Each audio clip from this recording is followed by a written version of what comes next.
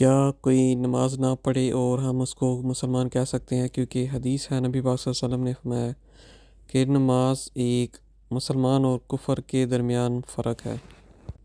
دیکھیں، اگر کوئی مسلمان نماز نہیں پڑھتا اور یہ کہے کہ میں گنہگار ہوں، مجھے نماز پڑھنی چاہیے، لیکن وہ نہیں پڑھ پاتا یا نہیں پڑھتا، اور اس کے ساتھ وہ اقرار کرتا ہے کہ مجھے پڑھنی چاہیے، میں غلط ہوں، تو اس میں کوئی شک نہیں کہ وہ ابھی مسلمان ہے۔ لیکن یہ کہہ سکتے ہیں کہ اس کا ایمان کمزور ہے اور اس کا اسلام کی طرف زیادہ رجحان نہیں، لیکن ہم اس کو مسلمان ہی کہیں گے، کافر نہیں کہہ سکتے۔ ہاں، لیکن اگر کوئی کہے کہ میں کلمہ پہ یقین رکھتا ہوں، لا الہ الا اللہ محمد رسول اللہ، لیکن میں نماز نہیں پڑھتا کیونکہ کوئی مسئلہ نہیں ہے، اگر وہ کہے کہ نماز نہ پڑھو تو کوئی بات نہیں، کوئی گناہ نہیں، تو وہ کفر کیا اس نے اور وہ اسلام سے باہر ہو جائے گا۔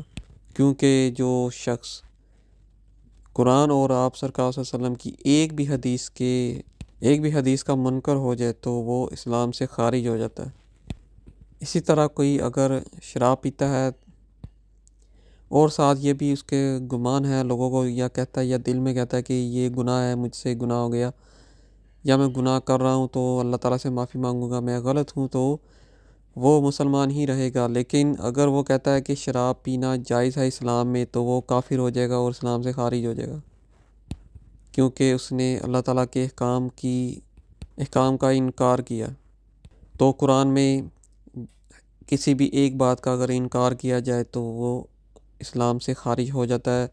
اسی طرح نبی پاک صلی اللہ علیہ وسلم کی کوئی بھی حدیث کا اگر وہ منکر ہو جاتا ہے، یعنی صحیح حدیث کا، تو تب بھی وہ اسلام سے خارج ہو جائے گا۔ اب اگر کوئی نماز نہیں پڑھتا اور اپنے آپ کو کہتا ہے کہ میں غلط ہوں، مجھے پڑھنی چاہیے، تو اس کو ہم بولتے ہیں کہ وہ اسلام پہ زیادہ عمل نہیں کرتا، لیکن وہ مسلمان ہی رہے گا۔ اس پہ علماء متفق ہیں۔